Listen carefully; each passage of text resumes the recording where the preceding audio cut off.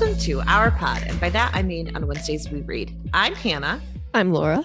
And we are two best friends who do a deep dive into a new book series, one book at a time. Right now we are getting into the Murderbot Diaries. And we are going over the very fast-paced plot of Rogue Protocol. This was a fast-paced book. This was really fast-paced. I was kind of like, of action. I know. It's kind of like I could probably do like a paragraph summary of this if I really wanted to. I think we could because there was just so much action.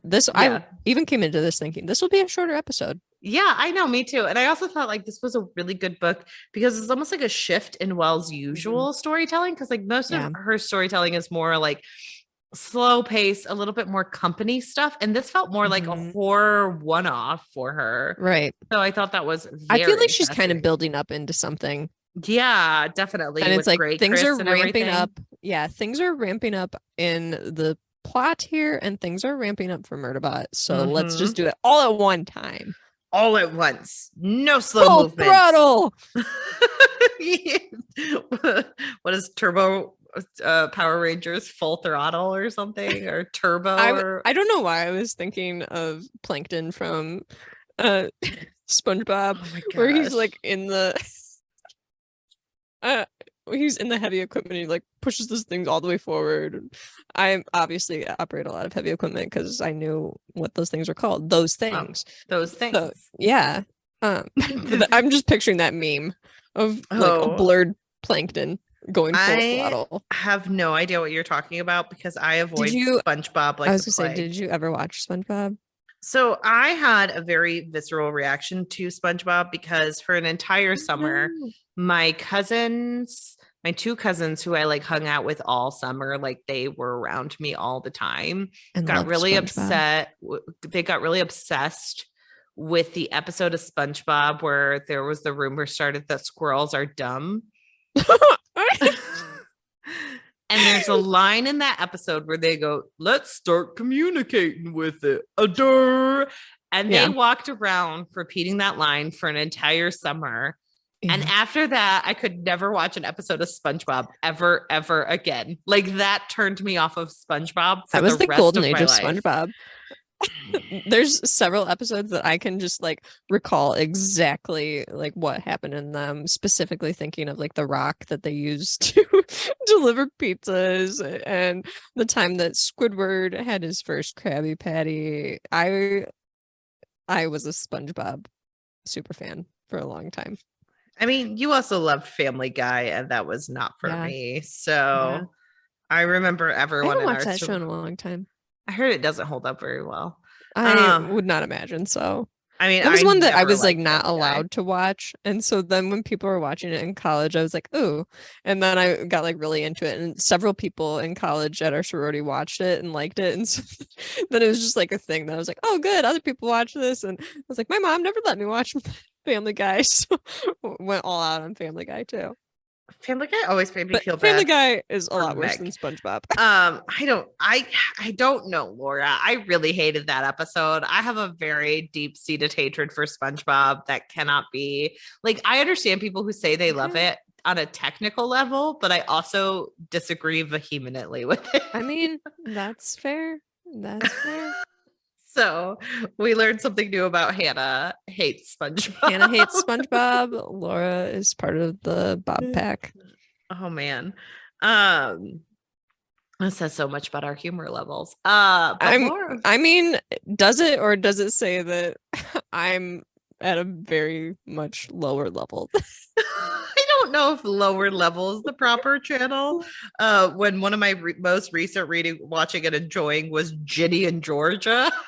But like, Jimmy Fallon was really talking up Ginny and Georgia when he had them on. So well, yeah, because it's his job. Like, I will say, so he had Austin Butler on a while ago, and I just saw like a clip of that interview, and Austin Butler was obviously in the Elvis movie, but when he was on Jimmy Fallon's show, Jimmy Fallon does this thing where he gets like so into what the people he's interviewing are saying, and I get it that he's trying to be genuine and like come off like he really is interested, but in this Austin Butler interview, I was just like so like not feeling it when he was like, "Oh, you do a really good Elvis impression," and Austin Butler did a little bit of the Elvis impression that was not that good during the show, and Jimmy was like, "Wow, wow, that's like amazing! It's amazing, my guy! Oh my gosh, wow!"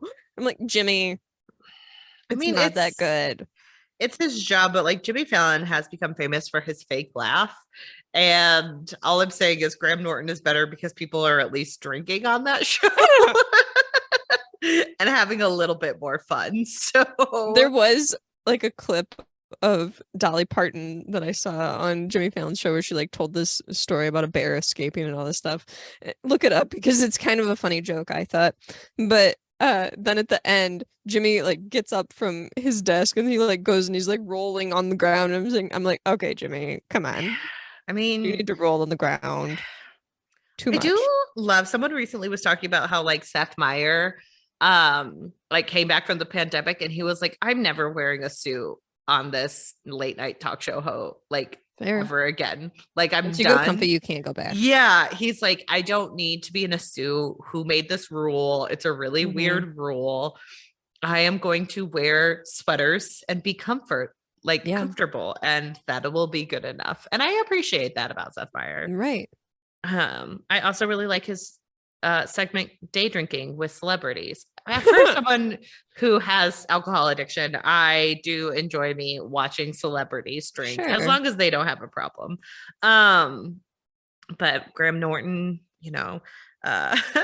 you're a Graham Norton super fan. I am a Graham Norton super fan. I recently just watched a clip where Olivia Colman, who is the queen of Graham Norton, in my opinion, she was on with I forget his name, but he was recently in Clifford the Red Dog. And I did not see that one. I didn't see it either, but he was Graham Norton was like talking to Jack Whitehall, and he was like, "Oh, this is your first time doing an American accent." Oh, like Travels with My Father guy? Yes, yeah, that guy. And Graham Norton was like, "Oh, this is the first time you've done an American accent." And Olivia Colman goes, "Oh, in that clip?" And Jack Whitehall's like, "Yes, Olivia." Oh my gosh. She's like, "Oh, I can't always hear." It's just like the biggest ode in the world. I'm like, "Oh, really? That was happening?" That was an American accent? Weird. Oh, I love her so much. She's so amazing. That's funny. But yes, you can't always. I kind of like the dynamic of that where you get like multiple people on a couch and like they're talking with each other. Yeah, and it's interesting too to see like different celebrities like talking to each other because you can kind of get more of a idea of what their personality is actually like. Yes, exactly.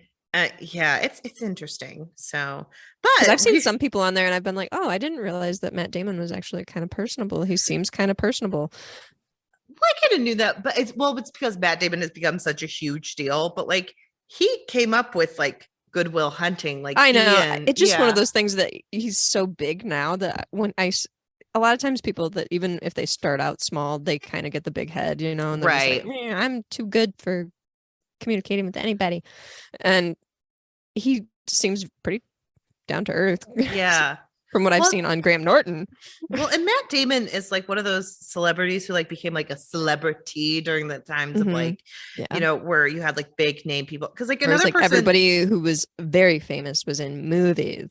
Yes. And TV shows were not where you became a star. Exactly. But like people always talk about like how personable it feels when you're talking to like Tom Cruise and how like you might want to criticize him for, all the Scientology I don't know. He seems stuff. off-putting to me, but I think that's the thing is like he seems off-putting to us, but like apparently like another Graham Norton, like he came on Graham Norton and apparently like anytime he goes somewhere like and he meets people, he just like starts sending them cakes once a year. Like he just has a list of like celebrities that he'll just send a like cake to, and he'll send it to like people on their birthdays. So he like has an assistant obviously who's doing this, but like he personally asked the assistant to like ask people. So like he sends a cake to Graham Norton once a year, and like he was working with like this like lesser known actor who was talking about it on Graham Norton. And he found out that like the actor's grandma's birthday was coming up, and he sent her like 50 cakes and like, or like cupcakes. No, he sent her 100 cupcakes because it was her 100th birthday. And like the grandma was like, "Oh, your friend Tom sent me these cakes. Thank you." But and she's like, "Mom, Grandma, it's like Tom Cruise sent these." Yeah, to you. Like this is not just a random Tom, right? Like you can't just say like, "Oh, thank your friend Tom for me." Like it's Tom Cruise. So I do think like he feels off-putting to like us people who've never met him, but apparently like or anybody he's that's seen that clip from Oprah where he was jumping on the couch. Well, okay, so actually, that's really fascinating you brought that up because I recently listened to "You're Wrong" about the and they Tom talked about Cruise it. I need to know it on Oprah because they were talking about how like if you actually watch the episode of Oprah, like she's kind of egging him on. Mhm. And she talks about earlier in the interview how he got so excited about something recently that he started jumping on the chair during an event with her. Oh, and so it she was prompted it. So she ended up prompting it. And the reason we don't remember that is it's like the Tom Cruise couch jump actually happened around the like time when YouTube was becoming big. So it's one of the first instances of like a very viral filmable clip that like kept getting replayed over and over and over again, where before YouTube, it would have just been a moment that was talked about in the like in maybe a magazine. Like once, and it would have just gone away. But it was the first time that people were able to like go download the video and watch it online.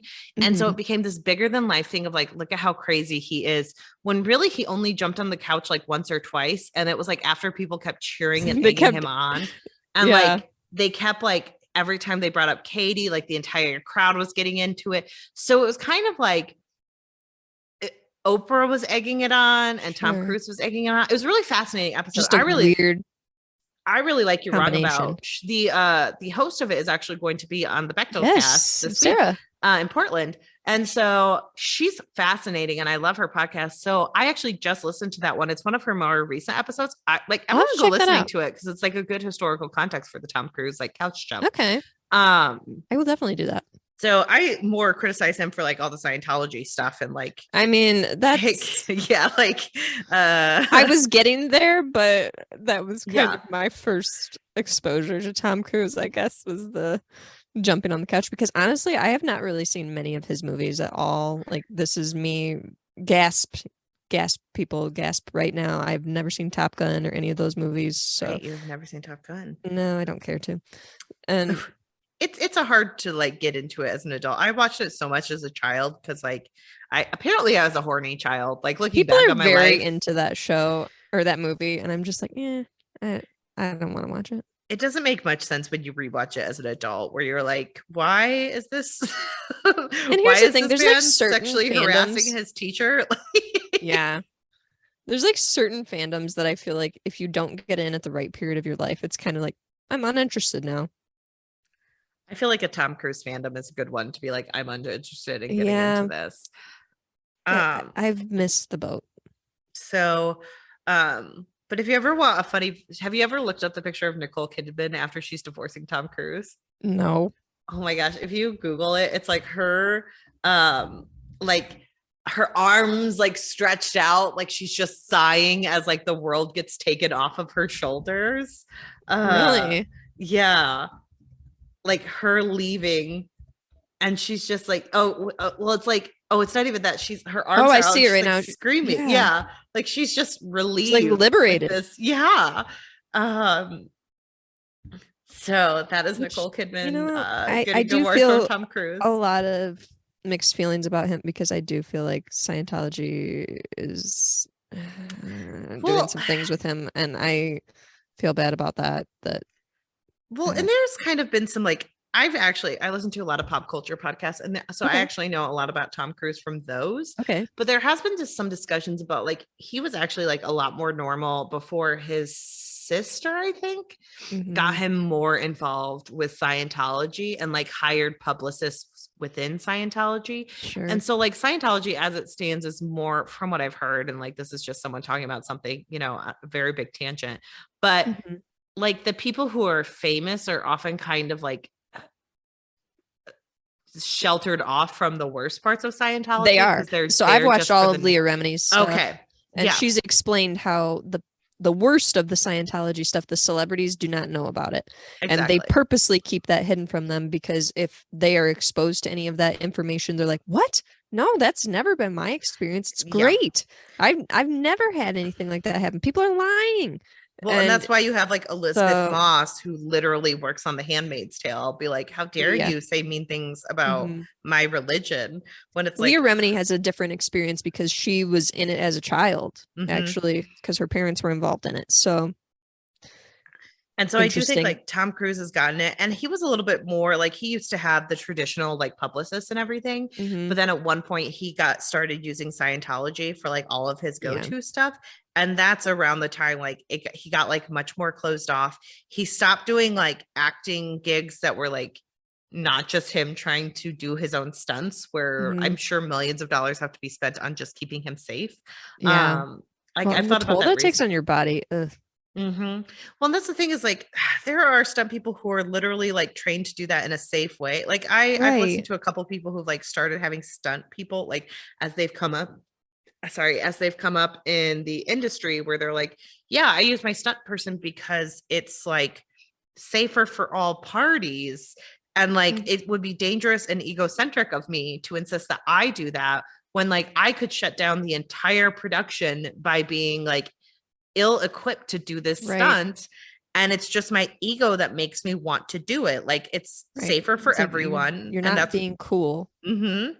But then you have people who are like, oh, it's so awesome you do your own stunts, and I'm like, is it? Like it kind Is of it? seems irresponsible to me. But I'm also someone who has a romance series, Laura knows this, where I want a story where a woman falls in love with her stunt Sure. double, which I think would be the most adorable story in the Yeah. world. But anywho, we got off on such a wild tangent. Laura, what are you reading and watching and enjoying right Let now? me try to remember because now I'm looking at a picture of Nicole Kidman. Um, And you thinking of how liberated she was, but she is liberated. Hannah, I read Unlikely Animals. This is the first book out of my 12 challenge this year that I've read. Ooh. So I didn't know if you were supposed to like, I don't know how these 12 challenge things work that everybody's been doing on Twitter and Instagram, like, oh, 12 books recommended by 12 friends. So I did not, when I asked people on Instagram, give me book recs, I did not get enough. So I had previously asked, like, oh, I'm going to the library. What books should I get? And I Yeah. remembered some of the recs that people had given me at that time. And so I was like, you know what? I'll fill up the rest of my 12 challenge with those books. So Unlikely Animals by Annie Hartnett was one of them. Okay. And this was recommended to me by a beautifully bookish brunette. Oh, love her. And so I didn't know what to expect from this book, like going in, because I know like beautifully bookish brunette is a big fan of Frederick Bachman. Mm-hmm. And I was like, oh, maybe this is kind of along those lines. So this was a good book. I don't know if I would call it like a favorite by any means. It was Okay. it's a book that's set in like small town New Hampshire, and this family has some strange circumstances surrounding them. Their daughter was born with like this magical healing ability, and Mm. they all kind of put a lot of hope into her because she has healing hands and everything. And they, think that she can cure anybody just by touching them, and they get better. And so when she goes into high school, her and her friend like kind of get into it, and they're like, oh yeah, we're gonna like profit off this, we're gonna go to McDonald's and we're gonna heal people and all this stuff. And it's kind of funny. But then she goes off to college and she is gonna become a doctor, and then some situation happens and she ends up not going to medical school even though she had gotten in. And she learns that her dad is very sick. He's like terminally ill. They can't figure out what is going on with him. And he was a professor at a college, and he started having hallucinations that he would see animals in the room and everything. And so Hmm. the family, they're like, you know what, we need you to come back, Emma. We want you to come back home. They don't know that she hasn't gone to medical school or anything. Oh, wow. And they want her to come back with they don't say it, but it's kind of understood that they kind of want her to use her healing abilities to heal the dad. Of course. Well, we learn more as we go. Excuse me, I'm losing my voice here. We learn more as we go along that the deceased people in town are actually telling a lot of this story from the Oh. cemetery, which was Ooh. fascinating. Yeah. And that Clive Sterling, the father, who is very sick, he has been seeing ghosts, and he has been seeing the ghost of Ernest Harold Baines, a person who used to live in the area. And this is actually a real person too. So things kind of progress and get weird and complicated, and it ends on a very positive note. And I almost think I would have rathered it have ended like not quite as like, let's tie it up with a nice little bow. And I think that's what stopped me from like going beyond the 4 stars, where I was like, things kind of just work out a little too neatly for me. And I know I read at the end the author's note that she did, that she had found out about this person, this Ernest Harold Baines, and she was like, this is fascinating. And I also appreciated that she included like the opioid crisis in the story too, because that's actually very prominent within that area in real life. So she took real life happenings and she made them kind of fantastical and made this story. And I think it was really, really unique. But like I said, for me, it just wrapped up a little too neatly at times, certain things. And I mean, that's fine. Everybody has the right to write their own story and everything. I think just a little too neat for some character storylines. That's fair. But I would recommend it. I would recommend people that they want to read. I read it really quickly. It's very captivating. Yeah. So if you want a quick read, and thank you to Beautifully Bookish Brunette for helping me finish my first 12 challenge book. Yay. Well, I'm glad you found it interesting. I get that. You know me, we said it last week. Hannah loves an open-ended story. Yeah. So sometimes it's just better for the story and you know, to have open-ended. I usually don't, I guess, but sometimes I kind of like it a little more open-ended. I don't know. Right. And I think it just depends on the book too. That's very true. It does depend on the book, because sometimes I could be frustrated if it's just like really like, is it, I think sometimes it's good to have the intentional openly ended, where it's like, I wanted this to be open-ended so that, and then for watching, I've been watching The Circle. I finished up The Circle. So I'm all the way caught up through season 5, the most recent season. And I will say the most recent season I thought was probably the best one, that they did some interesting things and they brought in some characters, and there was more drama by far than any other season, but there were some really good players this season that I thought were very genuine, and I really liked them. They were so nice throughout. And Raven was a character this season, and I shouldn't say character, she's contestant. Raven Simone? Contestant. No. Oh, okay, sorry. I don't know her last name, but she was representing the deaf community, and I thought that was a really unique way to it was her goal to see deaf people on TV that were not just like, oh, we're here to talk about our disability, that she wanted to be portrayed as somebody just competing in the game. Right. And I thought that was so cool, that's why she wanted to do it. It was just to get more representation out there. And she did an awesome job, and she was so nice and so sweet.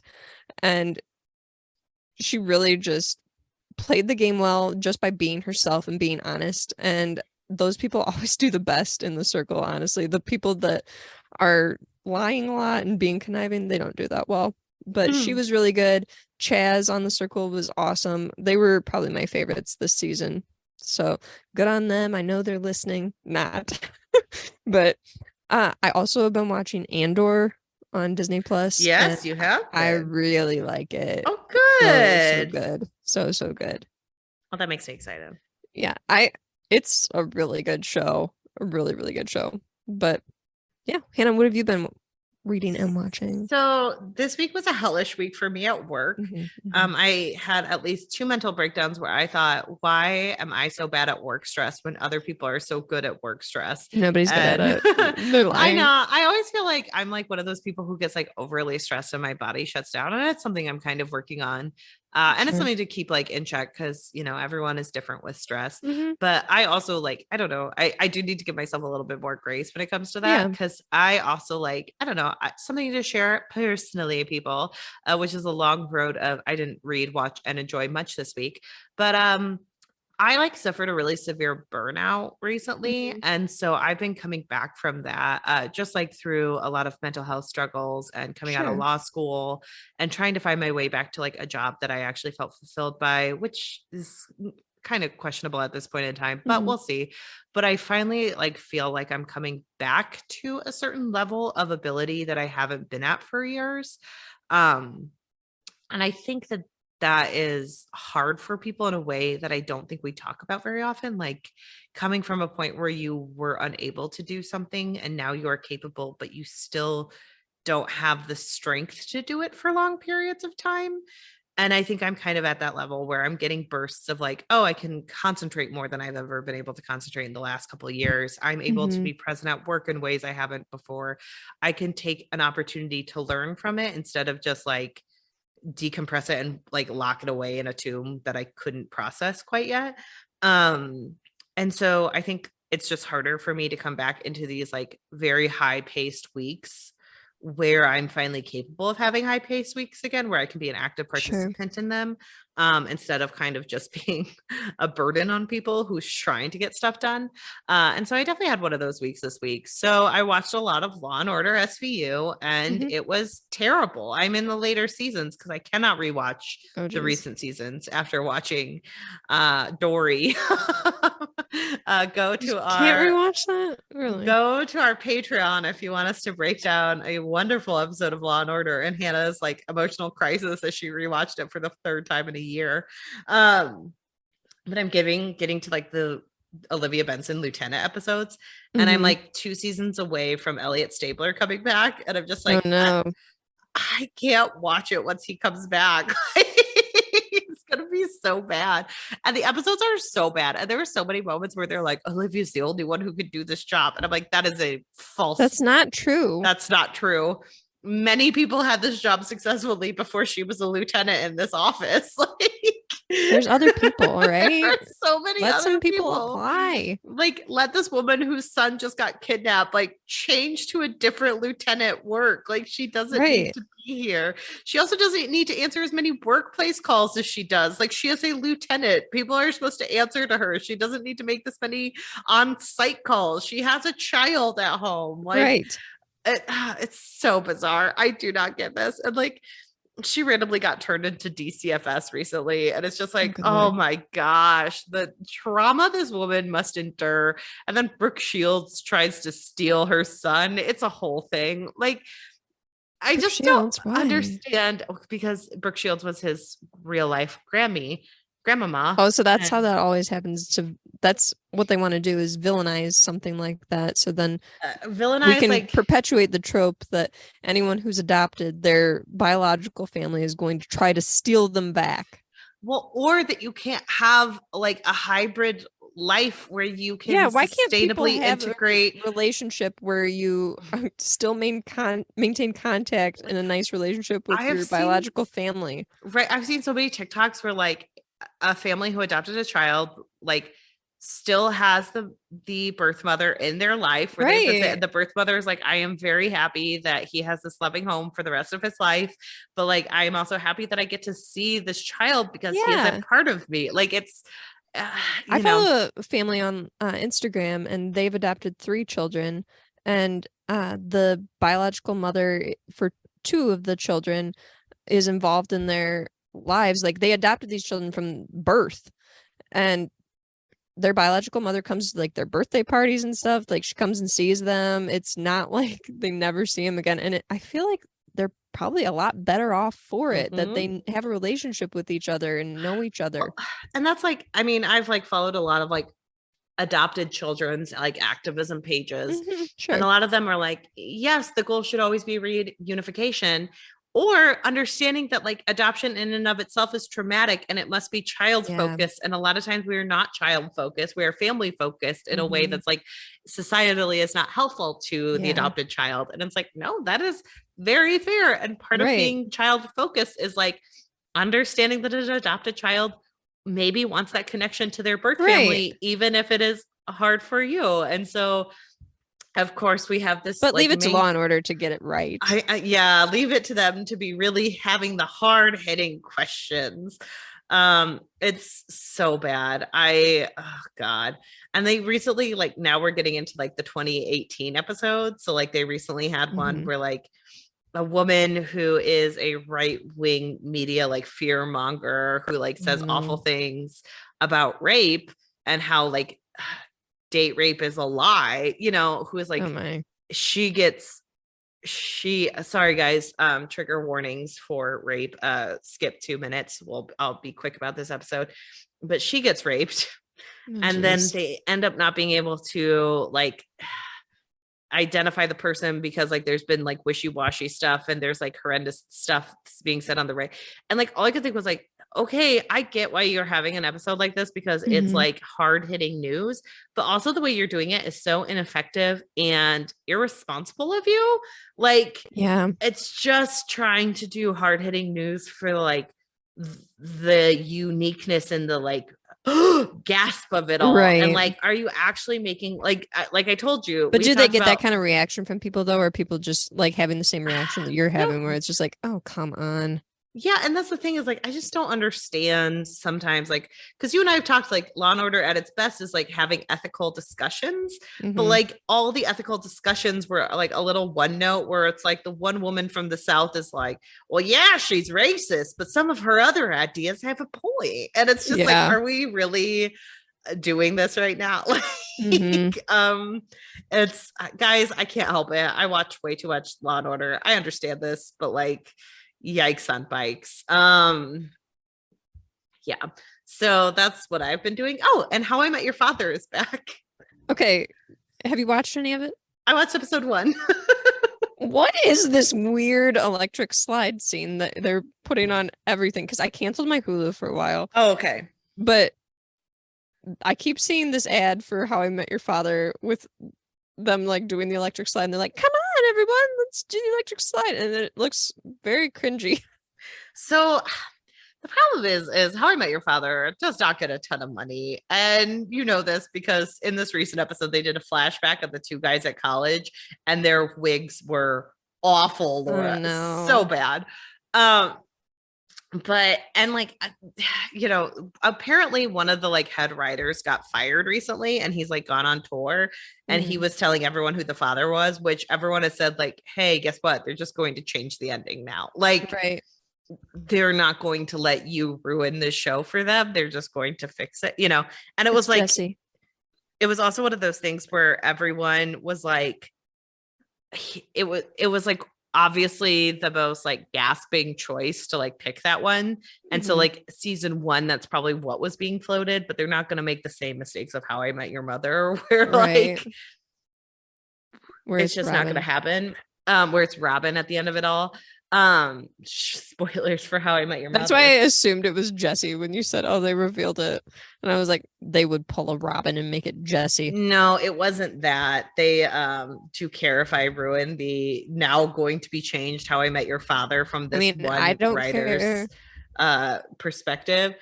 He said it was going to be Sid who and Interesting. like but like on this like comedy tour he's like, it's the Indian guy, and it's like, you were a head writer and you can't even like I understand you got fired, but like he wasn't maybe the head writer, but he was like one of the main people. Yeah. So I would not say the show is by any means good. Like it still has all the issues it had before, but there were parts I laughed at. There was a scene where Jesse is with his sister and she's like, you're gonna go on tour and leave me when I like moved here to reconnect with you.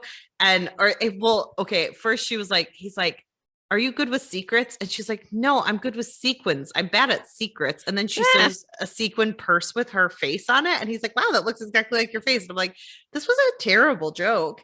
And then I like like it. a little bit dialogue later, she goes, oh, you're gonna go on tour and leave me when I like came here to reconnect with you? That makes me sad. And she swipes down the sequins and now it's her as a sad face. And I was like, oh, that's a call, like that's I an like that. effective callback. I like that. And then later she said something and she's like, you think I would do that to you? That makes me mad. And she scrolls it up again and now it's an angry face. And he goes, how did she make How does that? that work? And I was like, oh, I now enjoy this. And at one point she's like, it's a sister secret. And he goes, you broke our sister secret? I mean, just our secret. I'm a boy. I mean, a man. And I was like, oh, that is an enjoyable dialogue line. So I liked him and his sister in the episode. But it's gonna be a little bit of an odd season. I feel like it Sure. still hasn't found its footing yet, and Hulu needs to put a little bit more money into it. But Mhm. that's just my perspective. I'm And I unsure mean, like how Hulu does things because I'm used to Netflix, where it's just like if they would have done How I Met Your Father one season like it was, they would have just been like, that's it. We're not going to give you a second season. Right. And so I'm a little unsure of like how Hulu works, because like to me when I'm watching it, I'm like, this doesn't look like there's as much money put into it. And I don't know if it's just one of those things where it's like, this is a cheap project for us to do. And Right. we have Hilary Duff, so we're gonna run with it. I know. And King Cattrall. I don't know. I've also been rewatching Sex and the City again, and I'm still baffled by one of the episodes in Sex and the City that I think about all the time. There's an episode. Sorry, guys, we're going on so many. I have never tangents. watched that, but I know weird things about Sex and the City. Okay, so Charlotte, who's like the uptight one, you know, after she gets divorced from her like dream man, ruiners for Sex and the City, she ends up falling in love with her divorce attorney, who is like bald with a hairy back, and he's like not quote unquote typical for the men that like Charlotte's dated in her life, because she always liked the like American dream conservative guys, you know. And he's much more like rough around the edges. He's short, he's cute, but like not in the Charlotte way, you know. And so at the beginning of their relationship, she's like incredibly embarrassed that she is with him, and she makes it incredibly known to him all the time. And he's just like, Charlotte, I'm crazy about you, like, you know, you can't act like this. I am me, and that's good enough. But then when they break up, she like has a fight with him when she's like, do you know what people see when they look at you and me, that it doesn't make sense that you're lucky to have me? And he's like, of course I know people think that. I just never thought you did. And I was like, but I was like, yes, you did. You knew she was embarrassed about you from the start of your relationship.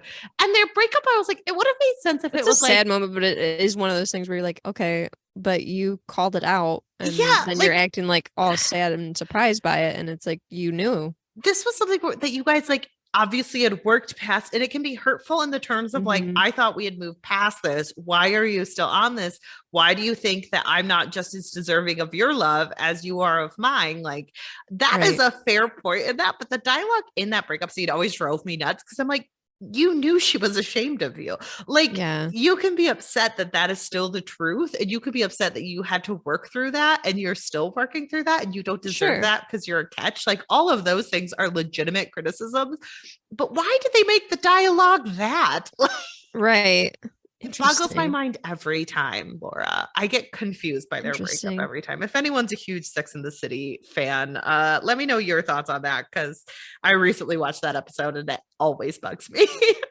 I would be curious if anyone actually would respond to that. But I know. Sure I also just wanted to shout out another thing that I've been enjoying, which is TBRCon. That has been put on by SFF Pod, Adrian Gibson. It's a really fun event, and they were live streaming a lot of it the past week. But you can go on YouTube and watch all of the interviews and all of the readings and the podcast recordings. A lot of fun. So I've really enjoyed a lot of the discussions that were had, and really recommend it. Well, good. I like that. Yes, shout out to them. They're running a great event. Good job, Adrian. All right. With that, should we dive in? Let's do it. So like Laura and I said, this is a quick book. A fast-paced book that probably will not take too long to discuss. Not really. So Murderbot is on a new transport, and they are having the worst time of their lives. They are working customer service, basically. They are working security on a very like big rogue ship that made me laugh so much, where Murderbot is like, oh my gosh, everyone keeps fighting. It's like a working class ship. It's literally like running a kindergarten, where kids keep coming over to each other, tattling on each other, and then fighting over stupid things and not getting along. And Murderbot's like, shut up. I don't care. I do not care. I do not want to talk to humans, and like, you guys are making it so much worse. So Murderbot, like, do not touch me. Got on a transport ship where it has all these people who like sign contracts away for their life to get like shelter, but they have to pay for food and pay for clothing and pay for all these other things. I love Murderbot's comment on that too. It was like, I kind of had a similar situation as a sec unit, but I didn't have to pay the company to be enslaved. Right. Oh. I also love that. Well, we can get to that in themes, but like something to put a pin in and something to know is like, Murderbot also doesn't recognize its own privilege in that moment because it's like, who would sign that contract? And it's like, Murderbot. The people you've been around are the people in leadership. Like, you have been very lucky to not see how everyone else has to live and survive. Like, it's a bleak world out there, and you're not recognizing it. But that was just a comment I had about Murderbot during that section. But it got on the transport unit by being like, yeah, I'm a security unit. And the transport bot was like, cool, come clean up this mess. And like, just keeps pinging Murderbot. Murderbot's like, you're hired. I could ignore it, but I'm not going to. But it got on this ship because it wanted to get near the corporation rim because it kind of decided to look into Grey Chris more, the people of the events of the first novel, because it feels like they were sketchy. And it learned... Rightfully so. Yes, it learned that, so it's heading to Milu, right? The planet. Yes, a planet called Milu, which is a place that Grey Chris was supposed to have like terraformed, but kind of left like a blighted planet, which is actually like a huge no-no. And Murderbot is like, they were definitely like mining it for minerals that like they weren't supposed to be doing, where this entire event happened. How were they able to cover it up and just be like, oopsies, like we terraformed in the wrong way? And so Murderbot wants to go get more information on them, and kind of made the decision after it left Ravi Hyrule. And so it's trying to get to Milu, and it says that it really missed Art, Tapon, Maro, and Rami, which is so cute. And it's like, I love how all the shout outs to Art, that it's just like, I love Art. I miss Art. Art was so smart. Art was really helpful in ways that no one else is. So it gets to the transportation unit, and it kind of like looks up with Dr. Medza to make sure that no one's looking for Murderbot. It notes like there's a huge like lawsuit going on with Grey Chris. There are other lawsuits going on with Grey Chris because they're real fast and loose with their stuff and their like contracts and everything. And it's kind of one of those deals where it seems like capitalism, where it's like, oh, you know what, we are doing some unethical things here, but we'll just throw some money at it and just look away real quick and then move on to something else, and no one will notice. Exactly. And so Dr. Mensa, like in an interview, discusses Milu and how they haven't they haven't really responded to explain their actions on the failed terraforming attempt. And it's like a huge waste of resources in the natural surface of the planet, because now it's like a blighted planet that cannot survive. And that's why Murderbot's doing that, because it's keeping tabs on Dr. Mensa right now and trying to get proof of like the bad things that Grey Chris is involved with. And Murderbot so is a curious bot. And so it kind of knows that it like looks for a transport to Milu, and it like discovers that there isn't really one that gets there. But there's one that has like a scheduled outlook for it. And it's like, I bet that that's going to Milu, and they just don't have it on their records because they don't want to admit that they're sending transports there when they're not supposed to be. And so Murderbot like goes on to the ship, and it says like, it's not very smart like Art was. It's like this is a dumb it's kind of bot just there that's running this, and it's like, I'm just gonna like hack in here real quick and be like, you don't know that I'm here, and I'm just gonna roam around, and you're gonna pretend like I was supposed to be here the entire time and not mention it. And it does wipe its memory a little bit, and it like feels bad about it, but it's like, this bot would notice if I wiped its memory, so I don't feel too bad. But like, I always hate doing that. And if I had done that to like Art, it never would have worked, but I would have never done something like that to Art, because that would have just been a huge violation. And so Murderbot like scouts the entire place because he's like, well, that's what I'm trained to do. And then at one point it goes, I realized that the packs of bedding and other supplies in one of the lockers were probably there for a reason upon retrospect, because it's sitting there watching television, and all of a sudden it hears like the air kick on for like other people entering to like get more oxygen in there. And so Murderbot realizes that there are two people on there, and they're security consults hired for a fact-finding research group contracted by Goodnight Lander Independent, or GI, to go onto Milu and kind of do a recon mission on like what happened, and like just looking at what the facility looks like as is, and if there's like a way to get on things. We think an information seeking mission. And so they're on the ship with Murderbot, and Murderbot has to hide in In a locker. To make sure that they don't see it, because they're also very augmented. They have armor and protection and weaponry. And so Murderbot's like, oh, these people are trained professionals, so like they're gonna know that I'm a sec unit. And so it kind of like tries to listen in on their conversations. They don't really say very much. Right. Besides like they're headed to the mission and everything, and they're just gathering gear and just doing what they're supposed to be doing. And Murderbot is like, I hated that I couldn't move around. This never bothered me before, but then I realized it's because I didn't have the free will to do so. And it now just that I have the option, I like it. And so they finally do docking, and Murderbot like makes sure to make it look like it was never there, and then kind of starts following Wilkin and Girth, the two security people. And Murderbot also is like, yeah.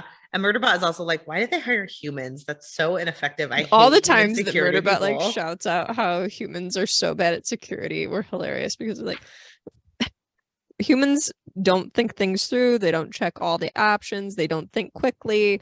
They're not good at security.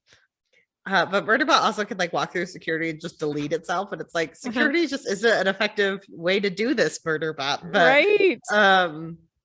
It kind of goes through Port Authority and the cargo office control offices, like following Wilkin and Girth. It accidentally like has a pop-up bag come to it that's like only meant for emergency light, which that's like a cool thing. I don't know if we've had that mentioned before, that like you walk across a point and then just boop, a ad pops up. That's kind of cool. I did like that. Murderbot was like, oh, this should only be for lighting. Why did they hook it up to like ads? Like, and it's like, yeah, capitalism sucks. Yeah, and they're like, this should only be for like getting people out in like emergency situations, because now if you make it for ads, people aren't going to respond to it even. They're going to respond to it even less now. Right. They're not going to think it's a big deal.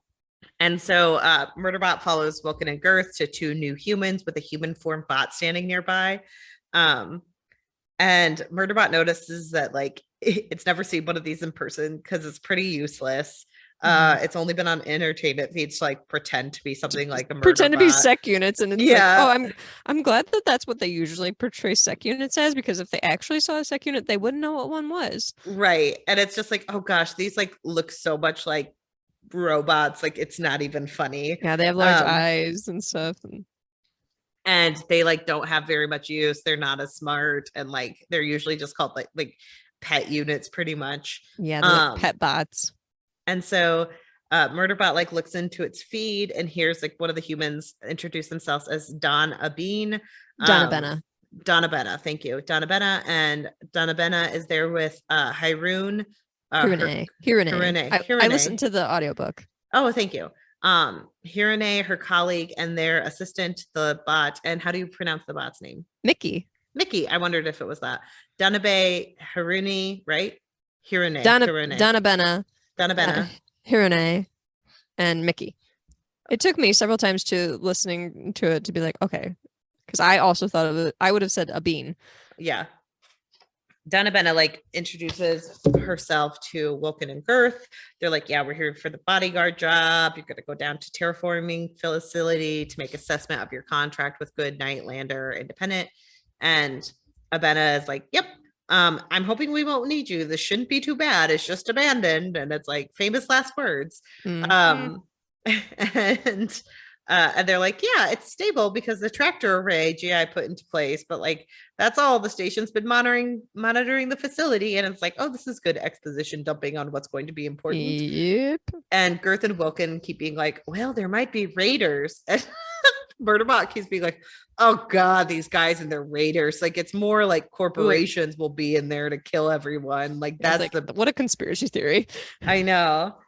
They are just kind of discussing the security of it all, and Mickey Murderbot's just like spying on him, and then Mickey like pings out and is like, wait, who's there? Is someone here? And Murderbot's like, I'm just not gonna answer that. And like doesn't really care. And Murderbot thinks that Mickey probably picked up the marker ad that Murderbot tripped. And so they kind of go through the different offices, and Murderbot kind of gets on board and finds a place to hide, like following them. And then it realizes that it's going to have to reach out to Mickey, and it's like, Well, hi, because it gets to the Mickey. point where it's like, I want to use the cameras and see what's Oh, going yeah. on and like hear their conversations. And so, but I don't want to be like right next to them. So I definitely want to use Mickey. Right. And so it reaches, and there's not a ton of cameras on the ship. Like it's much less tech because it's Yeah. just this like information seeking ship, and Murderbot hates that so much. Right. And Mickey's just kind of like, oh, hi, how are you? What's Well, up? it's one of those things where it's like, who is this? Who are Uh, you? And the voice what's that your they use in name? the audiobook is very much like, hey, who are you? Oh, And that's so they cute. give Mickey, Murderbot gives Mickey its name that it was using on the transport ship, which it was going by security consultant Rin. Mm-hmm. And Mickey's like, wait, that's not your name. And that's what I'd like to be called. So Yes. please call me security consultant Rin. And they're like, okay. And Murderbot's like, do you always say yes to all the questions and or yes to everything that's asked of you? And they're like, no. Oh, so listen to the audiobook on this. It's so It's cute. also so cute because Murderbot's like, don't tell Donna Bay or Donna Benna any what I'm saying about that. Like that I'm here, that I'm here for security, It's and I'm like, here to pinky help. promise. And and it's like, why? I tell Donna Benna everything. And We're Murderbot's like, friends. yeah, sure, you're friends. And it's like owner, pet, like duh. And then it's like, does Um, Mickey actually think that it and Donovan are friends? and the answer is yes. But Mickey approves of having Murderbot there to like keep everyone safe as long as Murderbot promises not to harm its people. Yeah, And which is sweet. And Murderbot is like, I guess I can lie because at any moment, if I need to, I'm just gonna like take over Mickey. Like, right. And Murderbot is kind of talking about how like stupid these people are too, like similar to the preservation people, where it's like, why are you guys so trusting of everything? yeah. And Mickey's giving Murderbot full access to everything. There's a point where they're like, what kind of security or what kind of gear are we gonna have to wear? And Murderbot's ready to step in and be like, better wear full security because you don't know like what you're gonna need. And then Donovan is like, we're gonna go full out with like our security outfits or whatever. And then Murderbot's like, okay. Yeah. And Take a Mickey's breath. like, don't worry, Donovan is really careful, Rin. Because like it Donovan can thinks of feel everything. and like murder because it like feels that Murderbot is stressed. It's adorable. Uh-huh. But I also it says when Mickey is like, no, consultant Rin, when it's like, do you say yes to everything? And it goes, amusement sigil 376 equals smile. So like Yeah, it it's sent smiles at emojis. Murderbot, and Murderbot's like, oh my God. um and So at one cute. point, Donna Benna like smiles at Mickey to like show like affection, and Bernabot is like, "I'm glad I wasn't using Mickey's system because it can hack into Mickey's system." And it's like, because I would have jumped so far back at seeing a human smile at me, like that was so unsettling. And Murderbot mentions a couple times throughout here where it's like, I'm not good at like adjusting my facial expressions yet. You're right. So Murderbot's kind of like hiding from everyone. It says like it's sprinting down hallways, and I can just imagine Murderbot like trying to hide from everyone. And there's all these moments where Murderbot's like doing something, running somewhere, and then it says, "This was actually happening." And me telling you about this now, I have it a lot more put together. But in the moment, I was just kind of like, "Oh shit! Oh shit! Oh shit!" Yeah. And at one point, like Hirone, or one of the officers, Kadir or Kader. I think it was Kader. Kader. Right. Kader is like, Hirone, is that you? And Hirone's like, you're hearing things. Like, questioning about like a hatch being open. And Mickey's like, oh, you okay, Consultant Rin? Like, and it's like, just call me Rin, please. Like, this is so Friends annoying. call each other by their first names. Yeah, and Mickey's like, we're friends. We get to call each other by his first name. It just keeps making me think of the, hello, Charlie. Want to go to the Candy Mountain? Do you remember that? No. Oh my God. It was like the stupid short that I watched recently because I thought about it. And it was like unicorns. And it's like Charlie, and Charlie's like, you guys are stupid. And he's a unicorn, but there's like these two other unicorns who are like, let's go to the Candy Mountain Charlie, look, a neuropleurodon. I And they're have just no talking. idea what that is. And then they get to the Candy Mountain and they get Charlie to go inside. And then he wakes up and he goes, damn it, they stole my kidney. This is a real YouTube video. It's like one of those, like, I just remember watching it so often. But anyway, Mickey's like, we're friends. They call each other by name. And like Murderbot's just like really enthralled with Mickey and Don Abena's relationship with Mickey because they seem to like chit chat with each other, and like Don Abena they legitimately care about each other. And Don Abena is like always checking in with Mickey. And at one point, like Murderbot has Mickey follow Girth and Wilkin and like ask about like helping it unload stuff. And they're like, oh God, these stupid bots. And like Mickey is confused at why they wouldn't want its help if it offered. And Don Abena is like, well, they're not used to bots like you. So like that's how it happens, Mickey. And like Murderbot's like, oh my gosh, I'm having feelings. I don't understand. Like I'm having an emotion and I need to take a minute. And I'm like, oh. And it notices like it's kind of jealous of Mickey. And it also freaks out that Abena is going to hear about it when it like asks Mickey not to tell Abena about Rin. And it's like, don't worry, I promise. And it realizes it's like if I say something to Mickey, I have to be very specific. I can't leave things open-ended and say like probably or anything like that, or say I don't know, because it's going to go and ask Don Abena. So if Mickey asks me a question, I need to answer it in a way that seems concrete so that I can continue to conceal myself, because otherwise it's going to go to its comfort person, Don Abena. Right. And so Murderbot is just kind of like hiding, talking to Mickey, watching everything through its eyes. And they get to the world and they all like suit up because Abena is like super careful.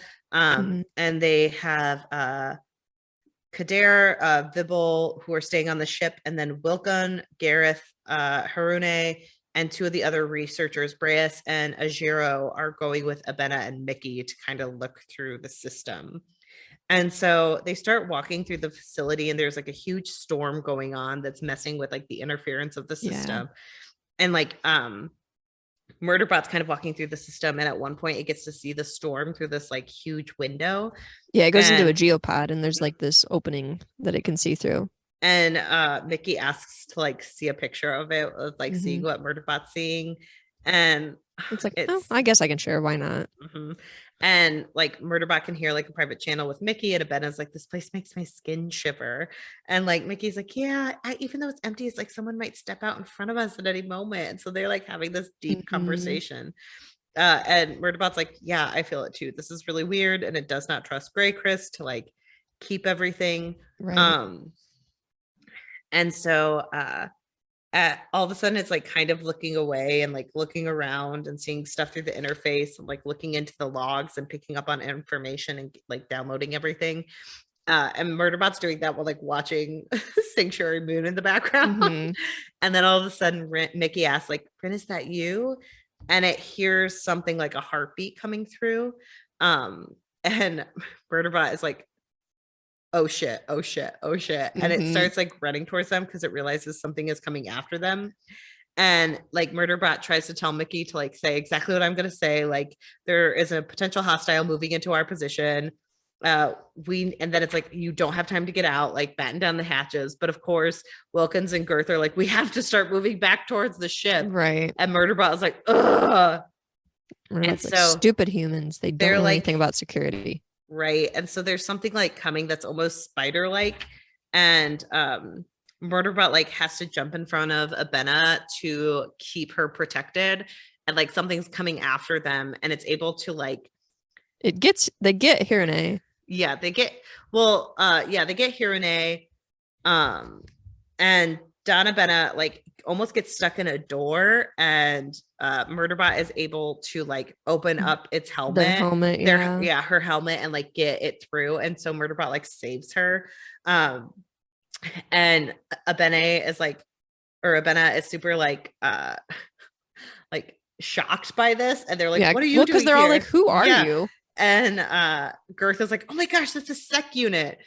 And like they find out that like no one around them has had any evidence of like talking to a sec unit before, besides Girth and Wilkin, who like immediately hate Murderbot. And Murderbot is like, Mickey, please cover for me. Like, say I'm here for security, Like, tell them that I'm here for security consultant Rin, that I'm security consultant Rin's sec unit. Like, it's okay. And Mickey does tell them all of this. And Ajiro is also hurt during this time from like the thing that attacked them. And Hirone is missing. And they're not answering her feed or her comm. And so they're like, we have to go after her. And Abene is like trying to get all of them to like move forward, trying to split them up, trying to go after Hirone because they need to get her back. They kind of all decide, like, Girth and Wilkin do not trust Murderbot, and they're like, why were you sent here? Why is Consultant Rin like helping from afar? And Murderbot's like, well, Consultant Rin is on the station and sent me to the facility on her shuttle. And Girth and Wilkin are like, we weren't told about this. And they're like super frustrated. And so because Hergé is hurt, they go back with, I think it's Ajiro is how they're saying it. Oh, okay. Yeah. Ajiro is hurt. And so they kind of all decide to split up. And Abena, Mickey, and Wilkins are going to go with Murderbot to get Hergé back. Which anytime that they want you to split up, it's a bad sign. Like, never split the group up, people. And this is where like this feels almost horror film-esque, where they're like going to search for Hirone, and they're like getting deeper into this like evacuated facility where something just attacked and grabbed them. And like Murderbot knows that like they grabbed Hirone on purpose. So like the thing that attacked them was a distraction to grab one of their team members. So it's like, we are screwed here. And like, so they start going with like Murderbot starts going with the team that like is going after Hirone, and it like thanks Mickey for keeping it secret. And Mickey's like, well, you saved Donna Benna, like, of course. And Murderbot's like, did you know I was a sec unit? And it's like, I don't even know what that means. I don't know what a sec unit is. Yeah, it's so cute. And so they keep kind of going after things. And Rin is like kind of having its own conversation with Abena, who it's like, hey, Abena's like, I've never like talked to a sec unit before, so like, how do I talk to you? How do I ask for stuff? And it's like asking questions. And like, you can talk to me through this like separate feed. That's fine. We can have our own comm feed separate from everyone. And it's like, I answer to you. I don't answer to the security people. So like, please talk to me directly. And it's like, let me maintain a connection here. And it like admits that it was in the geopod gathering data about possible violation by Grey Chris of the strain synthetics accord. And Abena is like, that makes sense. Yeah. Immediately trust the Murderbot. It's like, wow, telling the truth is really working for me. And so like Wilkins is kind of just trying to direct all the like where they're going, what they're doing. And Murderbot notices like there's huge interference, and it's trying to like mask a signal through the weather. And it's like, that's why it's having a hard time getting a read on the entire system. Right. And then all of a sudden something attacks them, and Mickey is like, oh my gosh, it's a combat bot. And Murderbot is like, combat bots are way more effective at killing than I am. This is not good. Like, they could be torn apart. I am so screwed. But it's like, at least it's not like a sec unit that's for combat. It's a combat bot. I guess if there's a positive to this, it's that. And so Wilkin is like trying to fight off the combat bot, and Mickey is like trying to protect Donna Benna, and like Murderbot's like, well, thank God for that, because then I can at least focus on this. And Murderbot literally like steals explosive off Wilkin's pack and like shoves it on the combat bot. And it's like, well, if the combat bot had like a little bit more of like sentience, it might have known to kill me first to like help it out. Right. But it didn't. It immediately like starts trying to save itself. And like they end up being able to kill it. And so Murderbot is really freaked out by this. And then they keep kind of looking for Hirone, and Murderbot's like, this is not going to be good. There are probably more combat bots everywhere. And Wilkin keeps blaming on raiders, and Murderbot's like, are you effing kidding me? Like, it's no, that's not a thing. And And now Murderbot is like, well, now like they didn't realize that they had a sec unit on their side at first, but now they do. And now it doesn't know its own strategy. And then it hears like something in the distance saying like, Curie, sec unit active in watch zone. And it's like, please respond. And Murderbot's like, do not respond to that, Mickey. Do not say anything. They're trying to figure out where we are.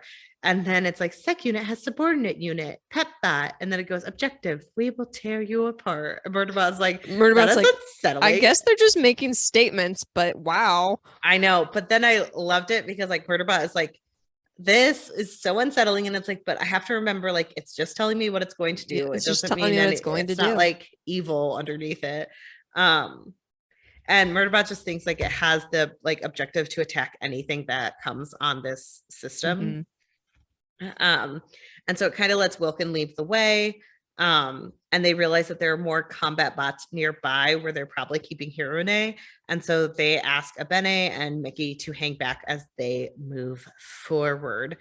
And Wilkin is like, yeah, I'm just gonna send the Murderbot to like kill everything.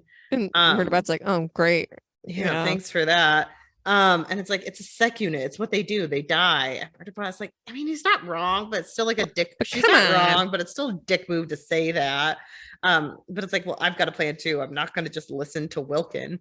And Abene has like a huge like crisis of faith because like it's like, well, I don't want to leave the sec unit to die. And it's like, well, that's what its job is for. And like, you want to save this human? And Abene like does not know what to do. Yeah. And Murderbot is kind of like talking to them on the private channel and it's like, don't worry, I have another plan. I will take care of this. And it's like, okay. And so it takes a weapon off Wilkin and Wilkin is like pissed about this.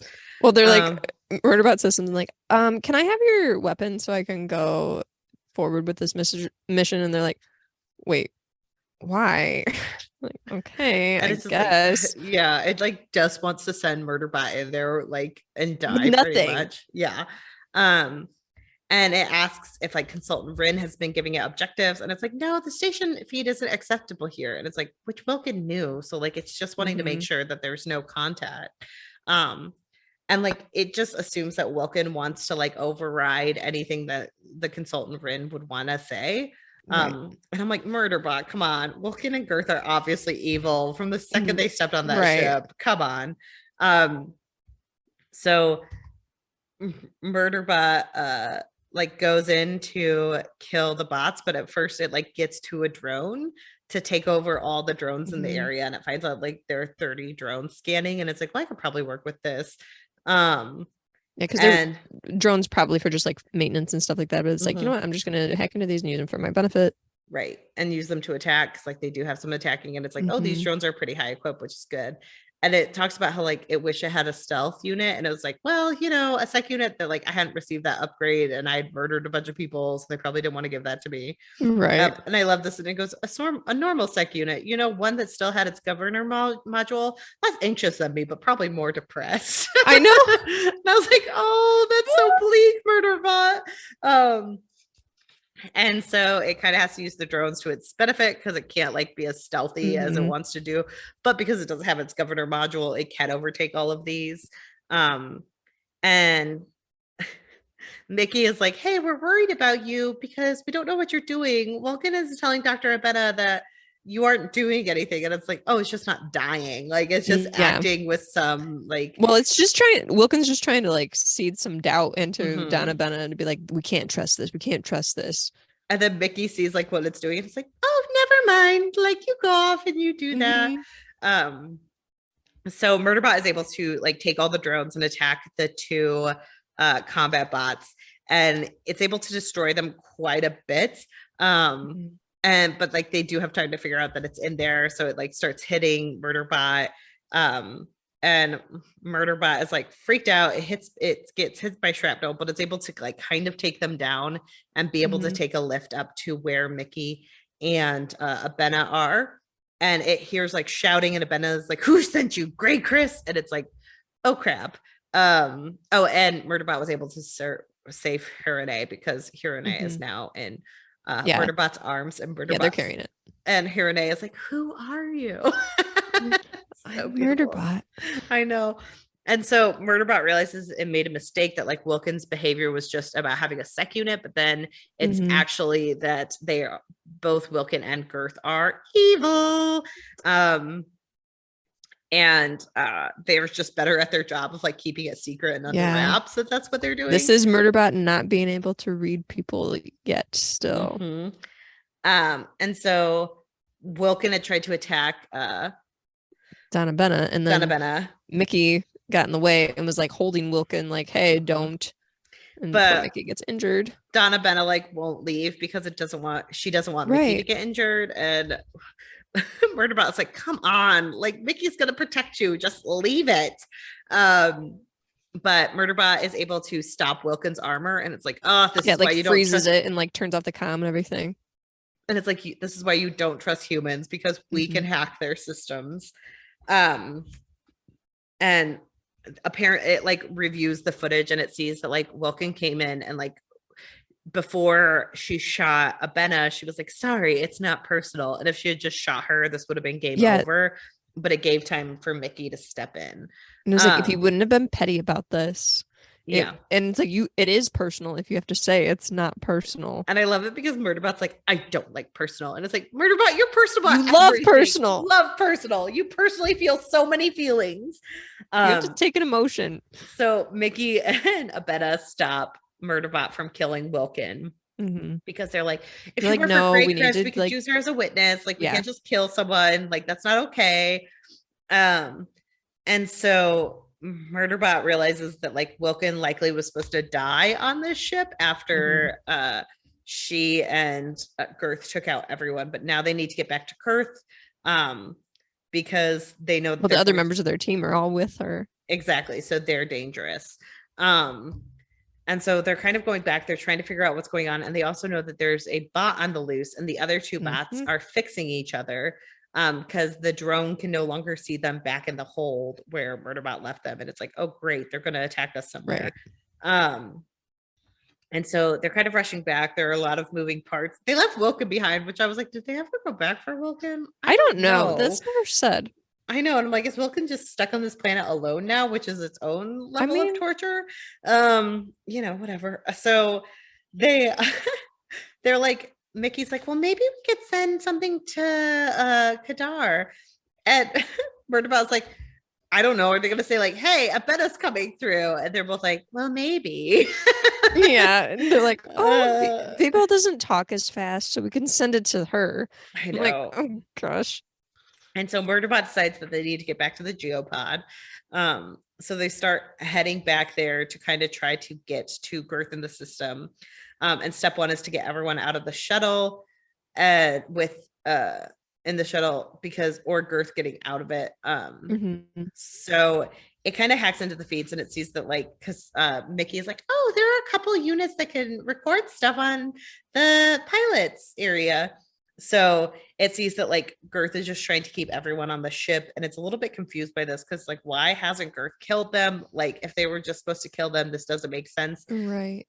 And it also finds out that Mickey told Benna that Murderbot is Rin because at one point Benna is like, hey, could you help Rin, Mickey? It needs Shrapple taken out of it. And Murderbot's like, I'm not Rin. And it's like, and Benna's like, oh, of course, that's right. Like, that's actually really bad. You need some help. And Mickey was like, well, I had to tell Benna after the first combat attack because she asked if I knew if you were telling the truth. And it was like, I had to tell her that like you weren't about that one thing. And it's like, she thinks it's because it's legal in the jurisdictions that Goodnight Lander Independent operates in to employ sec units. So you had to come in like secretly to do this, and you're just trying to help, and someone else sent you, and they don't want us to know. And Murderbot is like pissed at Mickey for telling on it. But how can you be mad for too long? I know. Sweet Mickey.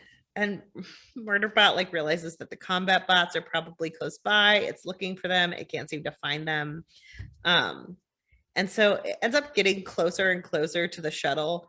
And it realizes that like Wilkin was trying to look at her display a bunch of different times, and they're kind of trying to figure out what like Wilkin and Girth were trying to do. So they bring out like all these different like potential things that they were trying to do, which is like destroy the facility.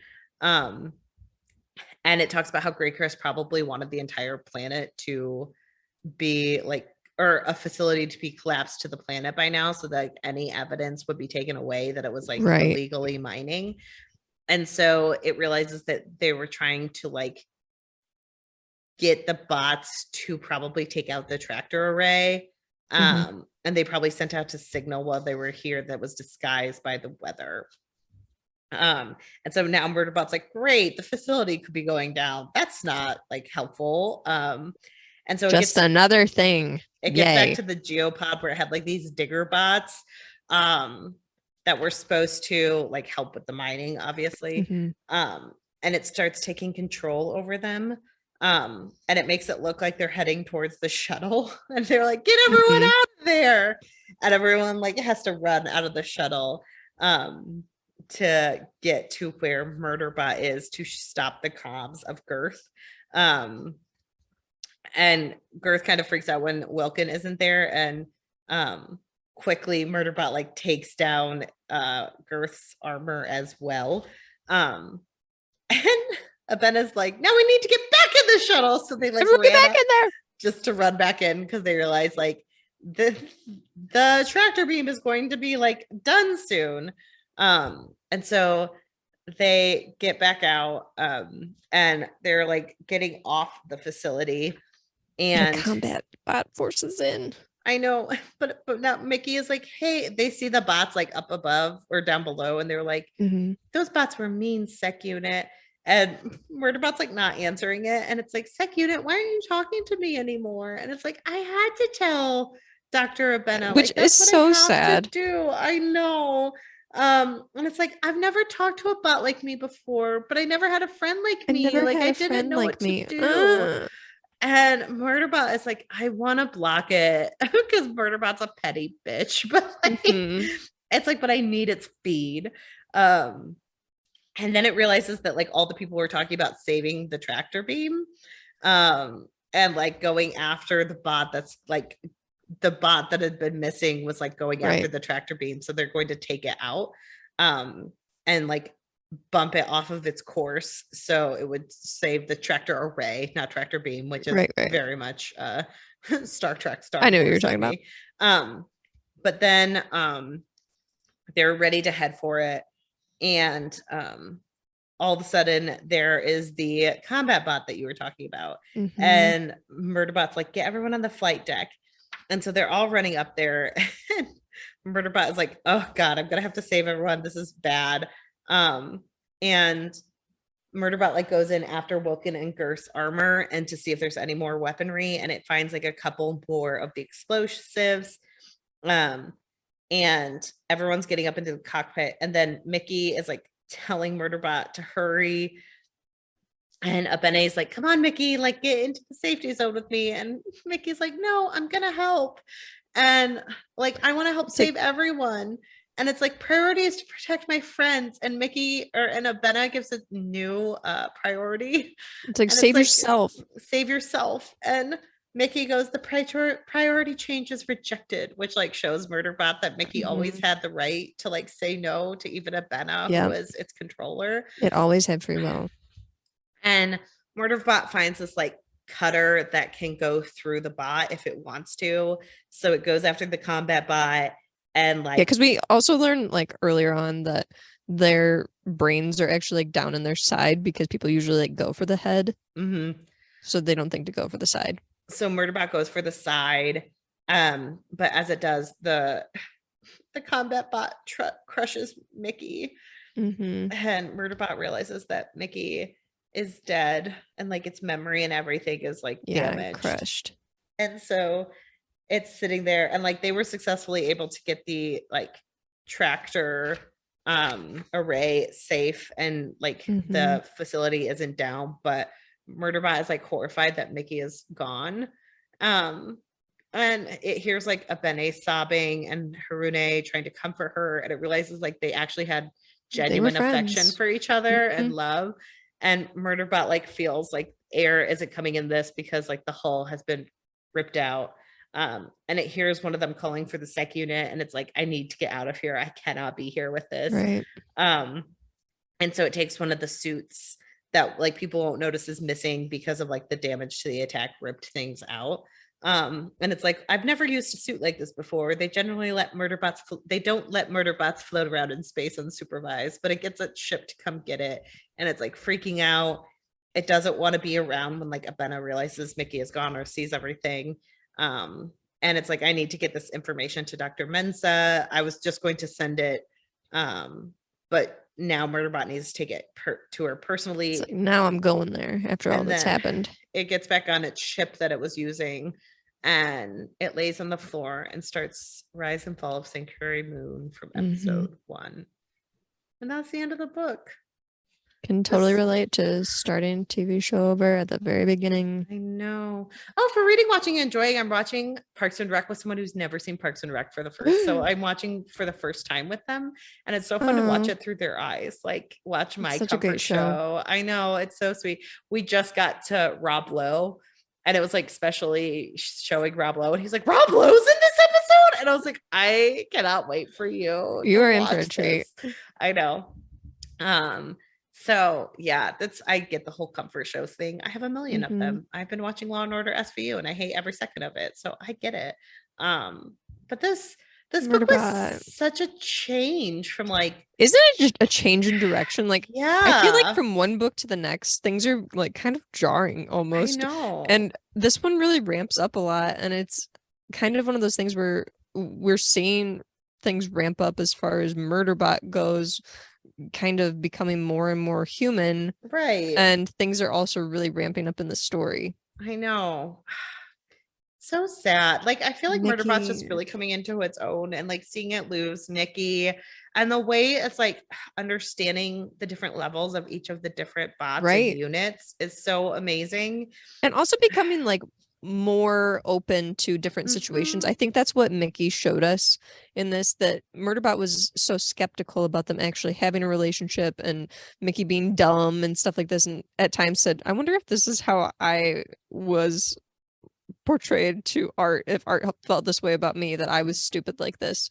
But it learns throughout its interactions with Mickey, like, oh no, it had free will, it wanted to learn about things, it was more trusting, and it actually did have a friendship, and maybe I can be more trusting of people, and Murderbot is more trusting of people in this book too. I know. So sweet. Even right from the get-go of not immediately like calling out Wilkin and Girth, I think that is just a step towards Murderbot's humanity, or more human side. I agree. I can't wait to see what the next book comes, because like this is also leading us back, because like the last episode was more about like Murderbot finding itself, and this is getting us back to the first novel. We're going back to Dr. Mensa. We're going back to Dr. Mensa. It just can't quit her.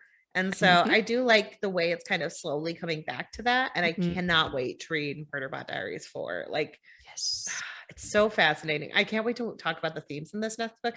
Again, this is a really short book, but I can't wait to talk about like the change in themes from this book to the last book, and how she's effectively using like horror elements to like kind of bring us back to the story at hand. I think it's fascinating. So all hail Martha Wells.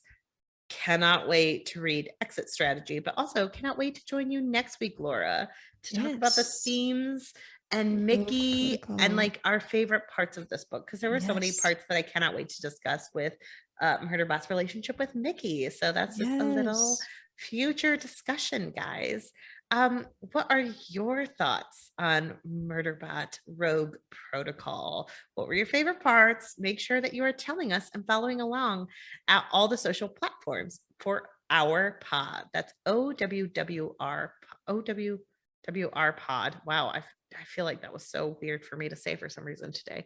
Acronyms are hard. On Twitter, on Instagram, on our Hive. We also have a Patreon. If you have not signed up for it, what are you doing? Sign up. We covered SVU, and next month I am going to have Laura read the COVID romance number 1 and 2. It's 16 pages, but will it feel like 1,000? We're about to see, guys. So we will be reading those awful books where COVID is a love interest. So can't wait to read that on our Patreon. Join us. I can wait. Join us on our Patreon. It's $3, $5, or $10 a month, guys. And if you do the $10, you get to pick a book that we have to read. I am reading the first one, Chosen. We still have 2 other patrons who get to choose a book. So make sure you guys are doing all of that because it's so much fun. Make sure you're joining our Discord because we also have one of those where we discuss books and all the other things we're doing. And make sure you check online for some of our indie reviews that Laura has posted recently of some of our book reviews for some of the great indie authors. And I know we haven't discussed it because Laura brought it up, but either February or March, we haven't decided yet. We're going to do like an indie palooza where we read indie author books and just highlight them a little bit on the podcast. We don't have all. It won't be the same as our indie intermission, but Hannah and I are going to be like just reading indie books and focusing on those more so than. So like in our reading, watching, or enjoying, you'll hear us talking about those. Yes. So follow along for Indie Palooza either in February or March. It's mostly because February is like 3 days away and it will be 1 day away when you guys listen. So March it is. Hannah's birthday month. Read some indie books for her. That gives me all of February to read Beach Read. Exactly. So yeah, just have some time for that and follow along with us for that too. We can't wait. And make sure you're picking up Jade City for season 4 because that will be coming down the line. And if you can just shoot us a 5-star rating, we would appreciate it. Or if you can't do that, even just sharing about the podcast, word of mouth, or sharing one of our posts or telling people about it, however you feel you can. We really appreciate it. We do. Guys, the ratings really help. You can rate on Spotify. Rating and sharing. You can rate on Apple Podcasts. And you can even like go to Apple Podcasts as long as you have like a login from the great time of when you had an iTunes. You can log in and throw us a 5 stars if you so choose. That would just be really helpful. Too. Yes. So make sure you're doing all of that and then join us next week. Bye. Bye.